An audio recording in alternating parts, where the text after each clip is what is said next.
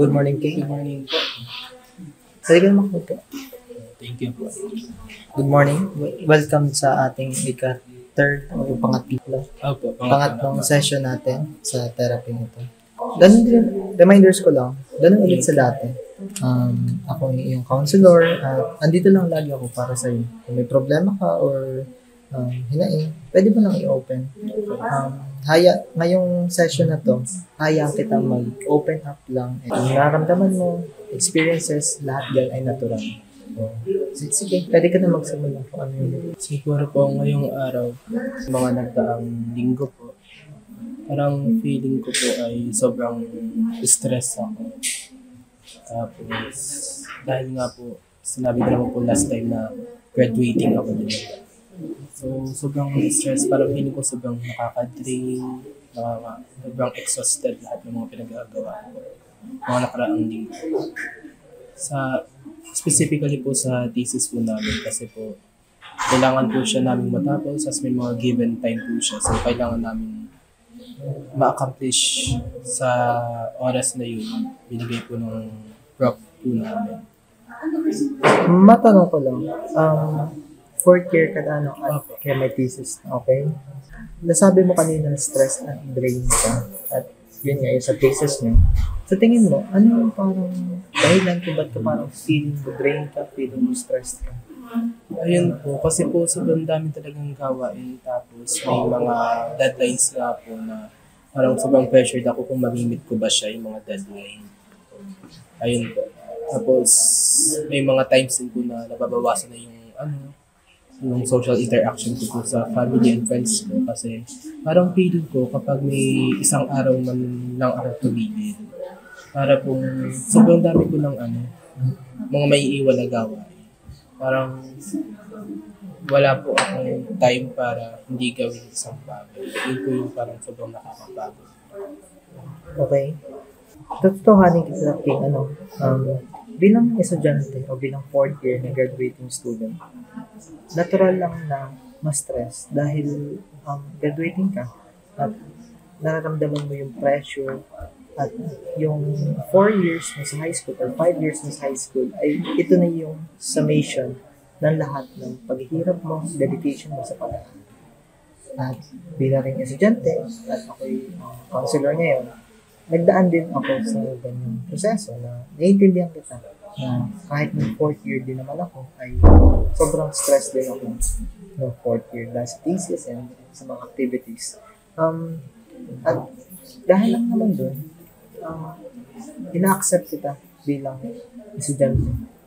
Ina-accept ko na ganun talaga at natural yung iyong nararamdaman.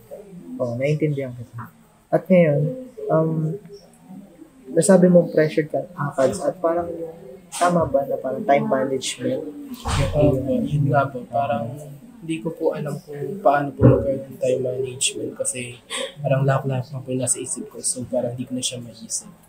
Yun nga po. So parang gusto ko lang po siguro humingi ng opinion niyo po kung sa palagay niyo po, ano po kaya yung medyo maganda kong gawin para ma-lessen po yung matanong ko lang din before ko sagutin yung notice mo. May mga schedule naman, di ba?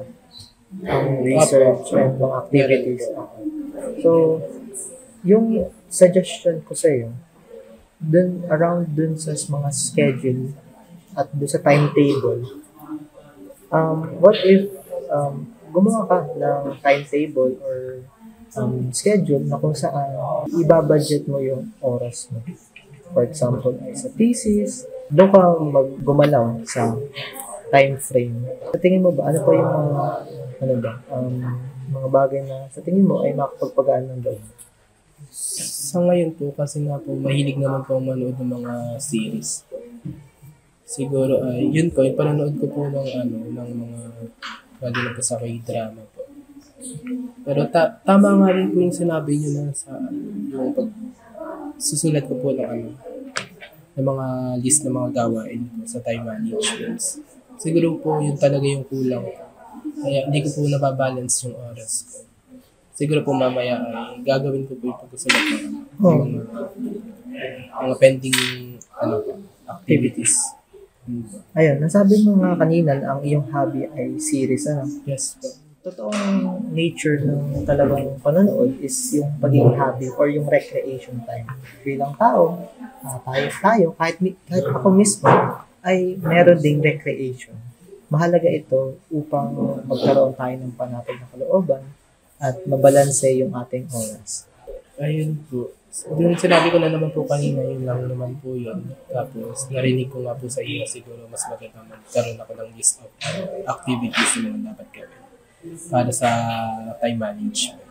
Yun, na-realize ko naman nga po na siguro po yun nga po yung sa akin, tama po na magkaroon nga po ako at ibalin ko yung iba kong time sa mga bagay na upang malesen yung ano po, yung stress ko po. Ayun, mabuti naman at sa session na to, nagkaroon ka ng realization at na-realize mo din yung problema at yung solution. So, thank you. Thank you Thank sa you po. sa time. So, sa susunod ulit natin pagkita sa ika-fourth naman. Dapat ay marami po akong Walang problema. Ang nakuha ngayong ano. ang guidance naman ay bukas para sa mga katulad mo. Salamat po. Thank you.